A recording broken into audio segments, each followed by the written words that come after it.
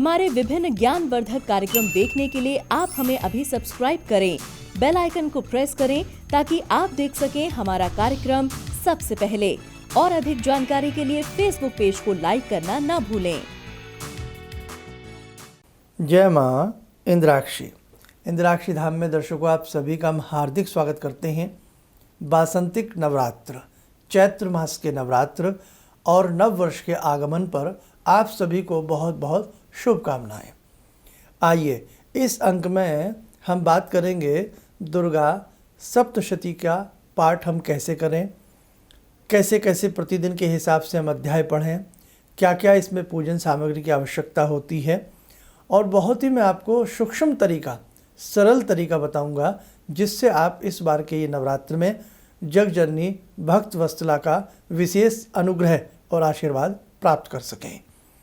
सबसे पहले 13 अप्रैल को प्रथम नवरात्र है। हमारे वैसे तो 4 नवरात्र होते हैं, 2 गुप्त नवरात्र होते हैं और 2 विशेष नवरात्र होते हैं, जिसमें चैत्र मास के इस महीने के जो ये नवरात्र हैं ये वासंतिक नवरात्र कहलाते हैं, बसंत के नवरात्र कहलाते हैं। एक आते हैं आपके आश्विन मास के, वो शारदीय नवरात्र कहलाते हैं। इस नवरात्र में हम जगजननी को हर हालत में प्रसन्न करें। ये एक ऐसा संकट का समय है कि व्यक्ति न जाने कितनी निराशाओं में, कुंठाओं में अपने जीवन को जी रहा है, लेकिन हमें पता है माँ होती हैं। जब बच्चा उन्हें दिल से पुकारता है, मन से पुकारता है, तो निश्चित जगजननी अपने बालक का कल्याण करती हैं। आइए शिशुवत होकर के हम जगजननी को प्रसन्न करने का इस नवरात्र पूर्ण प्रयास करें। इसी के साथ आप सबको मालूम है कि हम हिंदी नववर्ष में प्रवेश कर गए हैं। हिंदी नववर्ष, आप अंग्रेज़ी नववर्ष हमेशा मनाते हैं, लेकिन इस बार हिंदी नववर्ष बहुत अच्छे से सभी मनाएं, क्योंकि लोग विस्मृत होते जा रहे हैं, अपने रीति को, रिवाजों को भूलते जा रहे हैं। हमारा सनातन धर्म के हिसाब से हिंदी महीना यानी कि हिंदी नववर्ष जो प्रारंभ होता है वो हिंदी महीनों के हिसाब से ही होता है, और नववर्ष जो प्रारंभ होता है वो चैत्र शुक्ल प्रतिपदा से प्रारंभ होता है। अब हम संवत 2078 में प्रवेश कर गए हैं, तो पुनः संवत 2078 की आप सभी को हार्दिक शुभकामनाएं। ये वर्ष हर्षोल्लास के साथ आपका व्यतीत हो।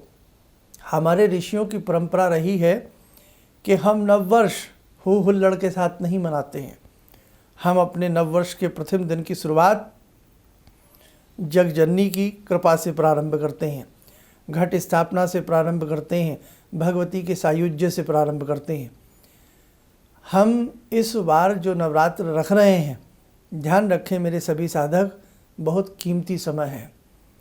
आपने देखा कैसे कोरोना काल में हज़ारों लोग काल का ग्रास बन गए। आज ऐसे बहुत हैं जो हमारे साथ नहीं हैं, हमारे बीच नहीं हैं। अपनों से बिछड़ने का दर्द क्या होता है ये बहुत लोगों ने एहसास किया। इसलिए हे जगजननी, हे प्रांबा महाशक्ति, इस जो ये महामारी फैली है, ऐसी बीमारी फैली है, इसे भी आप ऐसी नवरात्र में हम सबके ऊपर कृपा करें कि पूरे विश्व से ये बीमारी चली जाए। कहते हैं ना, हम तो वैसे ही अपने में उद्घोष करते हैं अपने उसमें कि विश्व का कल्याण हो। तो हे भगवती, विश्व का आप कल्याण करें, अपने आयुधों द्वारा, अपने आशीर्वाद द्वारा सभी का जीवन मंगल में आपकी कृपा से बने। तो अब मैं सबसे पहले आपको ये बता दूं, 13 अप्रैल का प्रथम नवरात्र है। मैं आपको पूजन सामग्री लिखवा देता हूँ। आप लोग पूजन सामग्री सबसे पहले लिखें धूप, दीप, फल, फूल, प्रसाद में कोई भी खोआ का प्रसाद हो, मेवा का प्रसाद हो, कुछ भी ले लें। पान, सुपारी, पान के 4-5 पत्ते ले लें। नारियल, रोली, कलावा, चांदी का एक सिक्का, चावल यानी कि अक्षत, लौंग, इलायची, गो, कंडा। ये सारी सामग्री आपके पास पहले से ही सब इकट्ठा करके अपने पास रख लें। अब 13 तारीख की सुबह हम अच्छे से जल्दी उठ जाएं, नहा धोकर के अच्छे से भगवती का गुणगान मन ही मन भी करते रहें।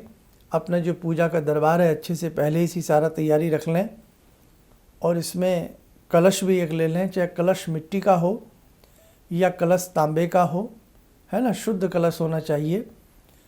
बहुत बड़ा कलश की आवश्यकता नहीं है, छोटा सा कलश ले लें। अपनी अपनी रीति के हिसाब से यदि आप खेती बीजना चाहते हैं, जैसे जौ बीजे जाते हैं बालू में या शुद्ध मिट्टी में, तो उसे एक स्थान पर भगवती के जहाँ भी आपने भगवती का पूजन करना है वहीं पर आप जौ भी थोड़ा सा बीज लें। जौ को जो बीजा जाता है, ध्यान रखें, रात्रि में ही, यानी कि 12 तारीख की रात्रि को ही 100 ग्राम 50 ग्राम जौ पानी में अच्छे से भिगो दें, और सुबह वो भीगे हुए जौ हल्की नम गीली बालू में या मिट्टी में उन्हें अच्छे से रोप दें। और यदि कलश भी उसके बीच में रखना चाहें तो रख सकते हैं। कलश में आप जैसे जब कलश का पूजन करोगे तब ये सामान डाला जाता है। अब आपने क्या करना है, अच्छे से भगवती के सामने आप बैठ गए, अपना आचमन कर लें, गंगा जल आदि सारे में छींटे देवें, और भगवान का नाम लेकर के, भगवती का नाम लेकर के आप ज्योत प्रज्वलित कर लें। सामने देसी घी का दीप प्रज्वलित रहे भगवती के सामने। दीप प्रज्वलित करने के बाद अब आपको क्या करना है, सबसे पहले गुरु का पूजन करें, गणेश अंबिका का पूजन करें, फिर कलश का पूजन करें। और जब कलश का पूजन करें तो कलश में जैसे आप थोड़ा चावल अर्पण कर दें, पान सुपारी, एक पान का पत्ता डाल दें, सुपारी डाल दें साबुत वाली, और थोड़ी इसमें हल्दी डाल दें, साथ में एक दो कोई छोटा फूल डाल दें, चांदी का सिक्का डाल दें, गंगा जल डाल दें। कुंभ के जो कुंभ का गर्दन होती है, कुंभ के मुख पर यानी कि कलावा बांध दें, स्वास्तिक का चिन्ह बना दें। और जिन्हें कलश के मंत्र आते हैं वो कलश का मंत्र पढ़ें, नहीं तो ऐसे ही धूप दीप पंचोपचार कलश का पूजन करके ऊपर आम के पत्ते लगा करके कलश के अंदर, और उसके ऊपर से नारियल पर चुनरी या कलावा लपेट करके नारियल पर रख दें। कलश, ध्यान रखें, कलश हमेशा भगवती के दाहिनी तरफ रखा जाता है। आपका लेफ्ट रहेगा, भगवती का राइट रहेगा। तो भगवती के राइट और आपके लेफ्ट कलश की स्थापना की जाती है। अब आपने जैसे हमने बताया गुरु पूजन कर लिया, गणेश जी का पूजन कर लिया। पूजन में क्या है, मैं सिंपल, देखो यहाँ मैं बहुत कर्मकांड की आपसे बात नहीं कर रहा हूँ, क्योंकि जिन्हें कर्मकांड आता है उन्हें समझाने की आवश्यकता नहीं है। जो हमारे बिल्कुल साधारण साधक हैं, जो बहुत भोली सादी सी भक्ति करते हैं, ये अंक मैंने उनके लिए तैयार किया है। अब आपने जैसे गणेश जी को पंचोपचार, पहले गुरु जी का पूजन कर लिया, पंचोपचार जैसे धूप दीप आदि अर्पण करके, फूल फल आदि करके गुरु जी से नमस्कार किया, और फिर गणेश जी का याद किया, उन्हें आवाहन मंत्र आता है पढ़ लो, यानी कि गणेश अंबिका का, भगवती का, और फिर गणेश जी को, अंबिका जी को फल फूल धूप दीप आदि अर्पण करके नमस्कार कर लो। उसके बाद आपने जैसे करने वाले तो षोडश मात्र का, सफ़ेद घृत मात्र का, बहुत सारे पूजन वो विशेष से करते हैं, लेकिन आपसे इतना नहीं होगा। तो आपने ऐसे सारा पूजन करने के बाद फिर आपने क्या करना है, कलश का पूजन कर लें।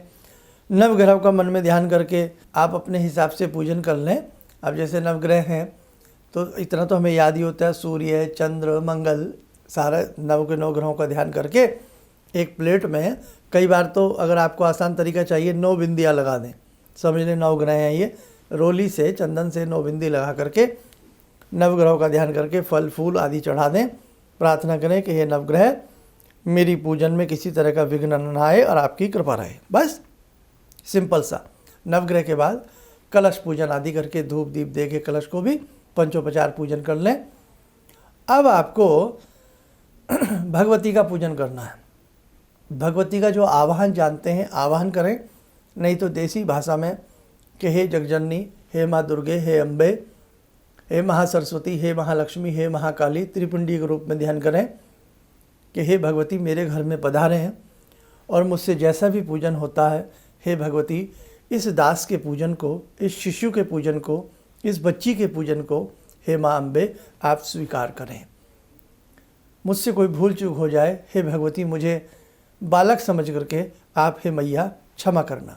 देखो, भावनाओं में भगवान बसते हैं, आप हमेशा ध्यान रखें।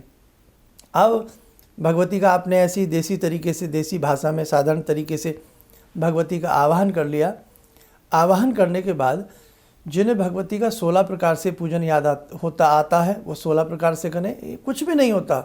जैसे सबसे पहले भगवती को बैठने के लिए आसनम समर्पयामि, फूल का आसन दे दें। एक कटोरी रख लें, उसमें फूल चढ़ा दें कि भगवती के लिए आसन रख दिया है। जैसे कोई घर पे आता है, हम पहले उसके लिए बैठने के लिए इंतजाम करते हैं। आसन में फूल रख दिया। पाद्यम समर्पयामि, कटोरी में थोड़ा जल चढ़ा दिया, पैर धुला दिए। पाद्यम समर्पयामि, अर्घ्यम समर्पयामि, आचमनम समर्पयामि, स्नानम समर्पयामि। वस्त्र के नाम पे जो मोली है, मोली चढ़ा दें या चुनरी चढ़ा दें। वस्त्रम समर्पयामि या गोपवीतम समर्पयामि, है ना। अब जैसे आपने तिलक लगाना है, गंधम विलेपयामि, भगवती को तिलक लगा दें, गंधम विलेपयामि।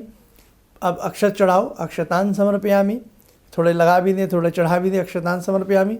पुष्प है, पुष्पानि समर्पयामि, धूपम आग्रपयामि, दीपम दृश्यामि, नैवेद्यम प्रसाद, नैवेद्यम निवेदयामि। ऋतुफल, कोई भी फल हो, मौसमी फल, ऋतुफलानि समर्पयामि। तांबुल पूंगी फलानी, यानी कि एक पान के पत्ते में सुपारी रख लें, तांबुल पूंगी फलानी समर्पयामि। लौंग इलायची रख लें, एला लवंग समर्पयामि, चढ़ा दिया आपने।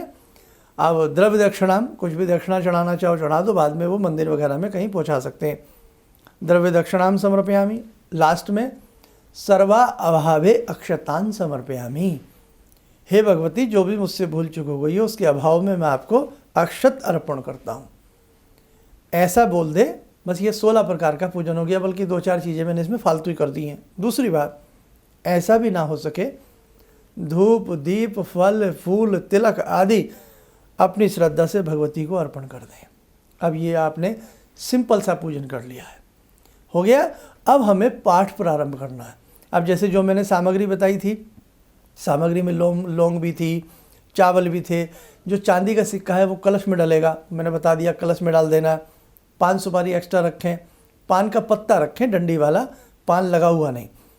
तो वो कलश में पान सुपारी भी हमने चढ़ा दिया, नारियल भी हमने बता दिया, ऊपर रख दिया। अब इसमें क्या बचा, हमारा गोकंडा बचा। तो जब लास्ट में जब हम आरती करेंगे भगवती की, अगर आप करना चाहें गोकंडे का प्रयोग कर सकते हैं। गोकंडे को हल्का सा गैस पे गर्म करके किसी चीज़ में, मिट्टी के तेल से नहीं, उसे आराम से जला लें, तपा लें, और उसमें फिर थोड़ी गूगल लौंग इलायची रख करके, थोड़ी शक्कर कपूर रख करके उसकी धुनी आरती के बाद सारे घर में दे सकते हैं। ये बहुत अच्छा रहता है, रोज़ भी दे सकते हैं, ठीक है। अब भगवती का पूजन अब आपको करना है। दुर्गा सप्तशती में कितने अध्याय होते हैं? 13 अध्याय होते हैं। तो आप चाहें 13 के 13 अध्याय रोज़ पढ़ सकते हैं। 3 चरित्र होते हैं, प्रथम मध्यम उत्तम। तो आप तीनों चरित्र के हिसाब से भी भगवती का पाठ कर सकते हैं। नहीं तो सबसे आसान मेथड मैं आपको बता रहा हूँ, 13 अध्यायों को 7 दिन में बांट लें, सप्तमी तक पूरा हो जाएगा। अष्टमी, जो अष्टमी करते हैं तो अष्टमी उनकी हो ही जाएगी, और जो नौमी करते हैं तो वो क्या करें, वो सप्तमी तक पाठ कर लें, और नौमी के दिन जैसे भगवती के नवारण मंत्र का अक्सर ज़्यादा से ज़्यादा जाप कर लें, और फिर नौमी के दिन वो अपना, अष्टमी के दिन जाप कर लें, नौमी के दिन कन्या आदि पूजन कर लें। अब यहाँ एक चीज़ और मैं आपको नोट करा देता हूँ। अब हम पाठ की विधि भी नोट कर लें, है ना, कि हम जो दुर्गा सप्तशती मैंने सबको बताया था, पिछले साल भी बताया था, ये भगवती की दुर्गा सप्तशती है ना। अब इसमें आप नोट कर लीजिएगा पाठ का तरीका। सबसे पहले दुर्गा सप्तशती की जो विशेष सूची है वो आप लोग खोल लीजिए। अब इसमें पाठ विधि लिखा है एक जगह, पाठ विधि में पाठ विधि खोलेंगे। अब इसमें सब कुछ दिया हुआ है कि संकल्प कर लें कि हे भगवती, हाथ में या चम्मच में या अर्घा में फूल चावल थोड़ा जल लेकर के, कि भगवती आज से मैं आपके नवरात्र प्रारंभ कर रहा हूँ, आज मेरा प्रथम दिवस है। अपना नाम गोत्र आदि बोल करके भगवती के चरणों में जल छोड़ दें कि भगवती, बस यही मेरा संकल्प है कि आप मुझसे प्रसन्न रहें, आपकी कृपा से हे जगजननी मेरे समस्त संकट कष्ट दूर हो जाएं, बस आपका मुझे विशेष अनुग्रह की प्राप्ति हो। सिंपल तरीके से, बाकी जिन्हें संकल्प करना आता है, देखो फिर पूरी विधि होती है, उससे आप कर लें। 3 मंत्र शापोद्धार के लिए ज़रूर पढ़ने होते हैं। पहला मंत्र है इसमें ओम ह्रीं क्लीं श्रीं क्रां क्रीं चंडिका देव्यै, ये वाला मंत्र है। ठीक है। दूसरा मंत्र है फिर इसमें ओम श्रीं क्लीं ह्रीं सप्तशती चंडिके उत्कीलनम कुरु कुरु स्वाहा, ये मंत्र है। तीसरा मंत्र देखिए ओम ह्रीं ह्रीं वम वम ऐं ऐं मृत संजीवनी विद्धे। मिल गया आपको ये? अब ये ढूंढ लेना, मेरी आवाज़ को बार बार सुन लेना, समझ में आ जाएगा। ये 3 मंत्र दुर्गा सप्तशती में सबसे पहले संकल्प ले लें, देसी भाषा में, देसी तरीके से। संकल्प बस यही होता है कि हे भगवती, आज मेरा प्रथम दिवस है, मुझे आप आशीर्वाद दें और मैं आपका पूजन शुरू कर रहा हूँ आपकी प्रसन्नता हेतु। ठीक है, मेरे कष्ट दूर हो निवारण हेतु। उसके बाद ये 3 मंत्र दुर्गा सप्तशती में सबसे पहले पढ़े जाते हैं, और जब पूरी दुर्गा सप्तशती आप कर लेते हैं रोज रोज, तीनों मंत्र शुरू में भी और तीनों मंत्र ये बाद में भी। अब इसके बाद क्या करेंगे, तीनों मंत्र पढ़ लिए, कवच पढ़ेंगे। जिन्हें संस्कृत में आता है संस्कृत में पढ़ लें, जिन्हें हिंदी में आता है हिंदी में पढ़ लें कवच। कवच के बाद अर्गला स्तोत्रम, नंबर 3 पे फिर कीलकम, नंबर 4 पे तंत्रोक्त रात्रि सूक्तम। ठीक है। उसके बाद नवारण मंत्र जो आपको मालूम ही है, ऐं ह्रीं क्लीं, ये वाला, इस मंत्र की एक माला रुद्राक्ष की माला से आप लोग करेंगे।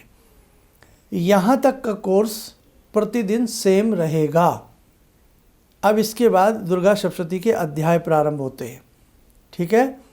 तो ध्यान रखें किस दिन कौन सा अध्याय पढ़ा जाता है। आइए एक तालिका में आपको ये भी दिखा देता हूँ कि किस दिन कौन सा अध्याय पढ़ा जाएगा, आप इसको नोट कर लीजिए।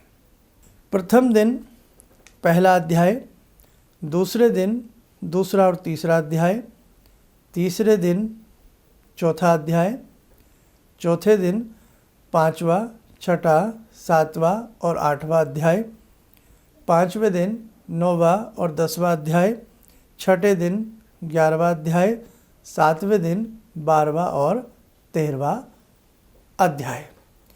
ये हो गए अध्याय का तरीका। अब जैसे पहला दिन है, माँ शैलपुत्री भी पहले दिन पूजी जाती हैं, तो शैलपुत्री आदि का, भगवती का सबका ध्यान करके हमने शुरू की जो चीज़ें बताई, कवच, अर्गला, कीलकम, तंत्रोक्त रात्रि सूक्तम, नवारण मंत्र की एक माला, ये करने के बाद पहले दिन पहला अध्याय, पहले दिन पहला अध्याय। जैसे ही अध्याय पूरा हो पहला, उसके तुरंत बाद पुस्तक में रहिए विषय सूची में नवारण मंत्र की एक माला करेंगे। लिख लेना ये बातें।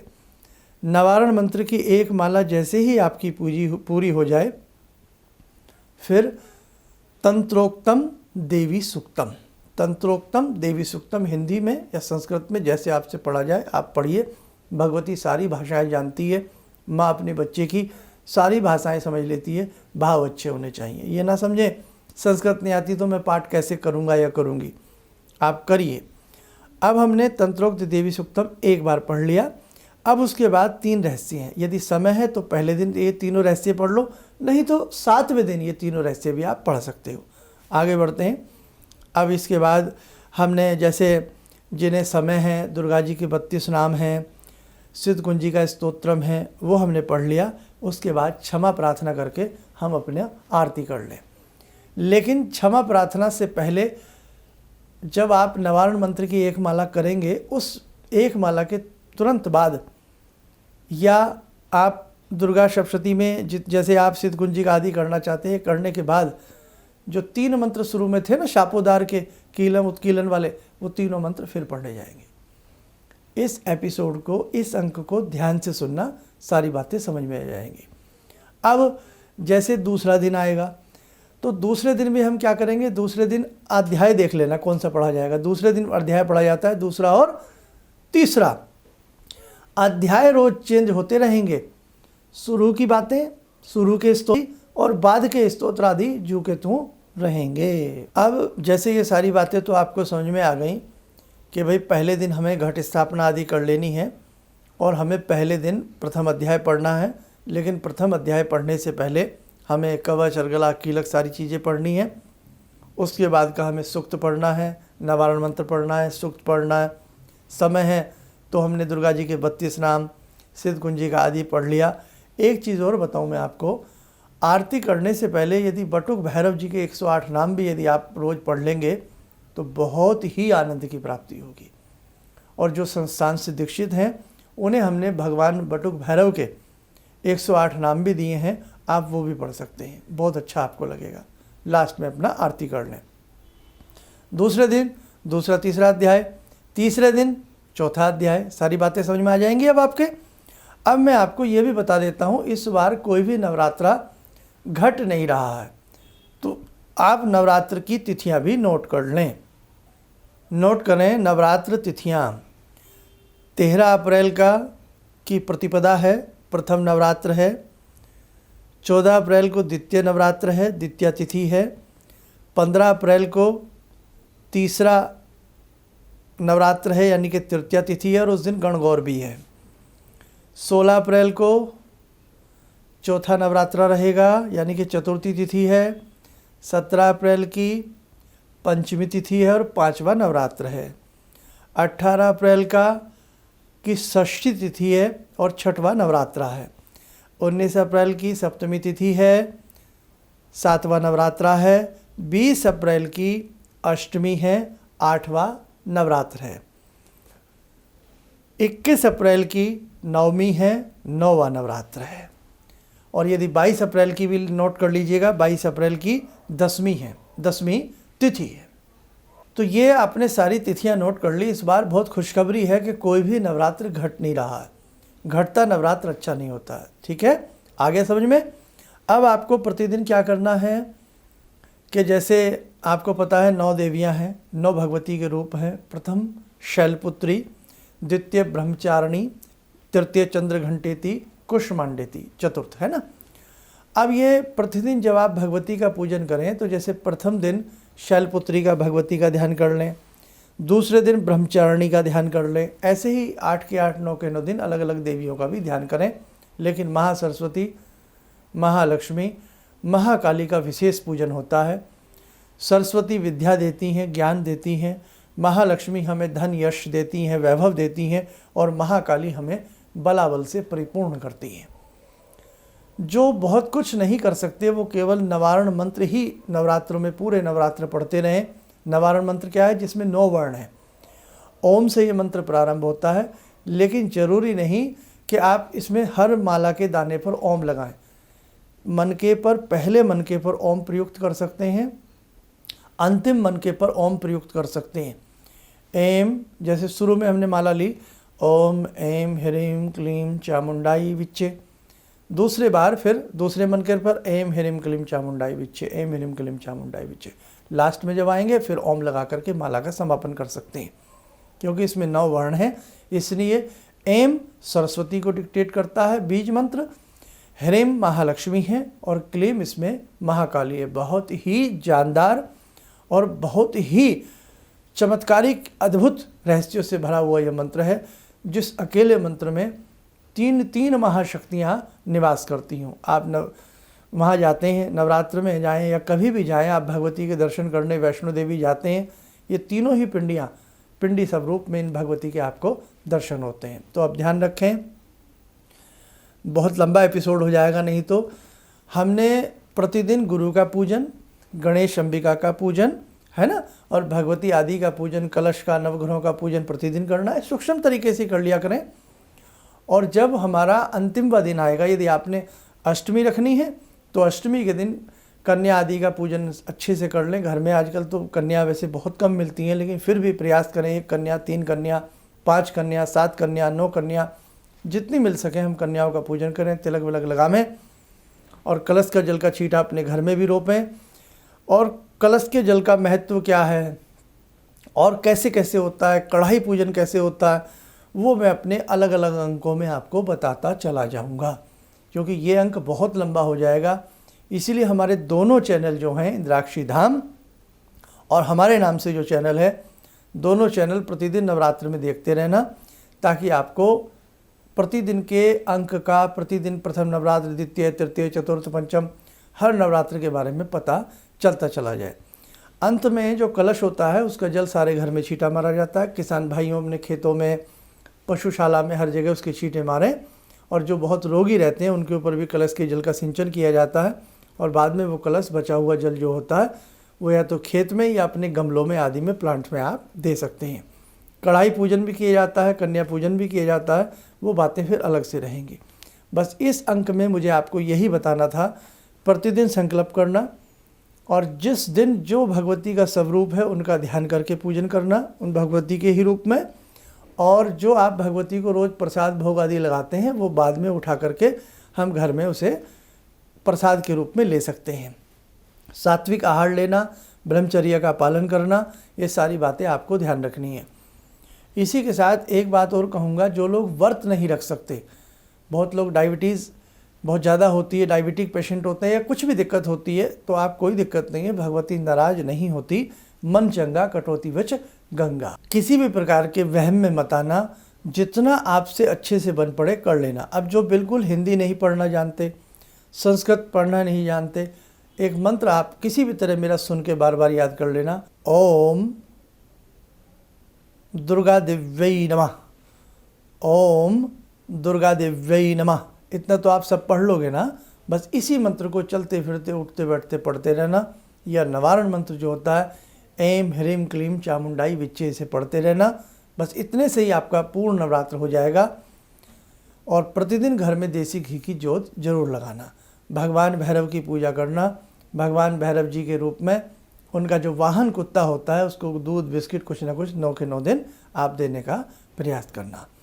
और कहीं कुछ भूल चूक मुझसे रह गई हो तो मुझे अपना समझ करके क्षमा करना। इन्हीं शब्दों के साथ अब मैं आपसे विदाई लूँगा और हमारे दोनों चैनल देखते रहना। प्रतिदिन की बाकी की जानकारी आपको हम प्रतिदिन के हिसाब से देते रहेंगे। चलते चलते फिर कहूँगा, आपके लिए ये नवरात्र बहुत शुभ हों और भगवती जगदम्बा की कृपा आपके ऊपर, पूरे विश्व के ऊपर खूब बरसे। नवरात्र की और नव वर्ष की आप सभी को बहुत बहुत शुभकामनाएं। जय माँ इंद्राक्षी। जिंदगी के इस प्रवाह में तमाम लोग डिप्रेशन के इस हालात से गुजर रहे हैं। सफलता असफलता अपनी जगह की बात है, लेकिन पता नहीं कितने सारे लोगों को इन्होंने डिप्रेशन से उबारा है, नया मोटिवेशन दिया है काम का। इनका जो एक अनुभव था कि एक मेरी बातें इनसे लगातार कभी कभार हो जाया करती हैं। एक दिन मेरी बात हो रही थी, अचानक इन्होंने प्रश्न किया कि क्या आपके यहाँ कौवे आ रहे हैं। मैं बहुत तेज चौंका। करीब 4-5 दिनों से कौओं का झुंड मेरे घर पे मंड रहा था। तो मैं यही सोचने परेशान था, ये शुभ है अशुभ है, क्या चीज़ है। तो मैंने प्रश्न किया कि क्या मैंने आपको बताया कि मेरे घर में कौवे आ रहे हैं। कहने नहीं, मुझको दिखाई पड़ रहा है। तो कुछ तो अलौकिक है इनमें। दूसरा क्या, जो इनका उद्देश्य है, जब महाकुंभ में आए थे, मेरी इनसे वार्ता हुई तो मैंने इनका उद्देश्य जानना चाहा कि किस उद्देश्य के लिए आप काम कर रहे हैं। तो जो उद्देश्य उन्होंने मुझको बताया, मैं मन से इनके उद्देश्य के साथ जुड़ गया। इनके साथ तो जुड़ा था ही, अब इनके उद्देश्य के साथ भी हूँ मैं। किसी भी समस्या के समाधान के लिए मिले प्रसिद्ध हस्तरेखा एवं वास्तु विशेषज्ञ प्रोफेसर धर्मेंद्र शर्मा जी से। नोट: शिविर में भाग लेने हेतु एवं व्यक्तिगत रूप से मिलने के लिए कॉल करने का समय सुबह 10 बजे से शाम 6 बजे तक। हमारे विभिन्न ज्ञानवर्धक कार्यक्रम देखने के लिए आप हमें अभी सब्सक्राइब करें, बेल आइकन को प्रेस करें ताकि आप देख सकें हमारा कार्यक्रम सबसे पहले। और अधिक जानकारी के लिए फेसबुक पेज को लाइक करना न भूलें।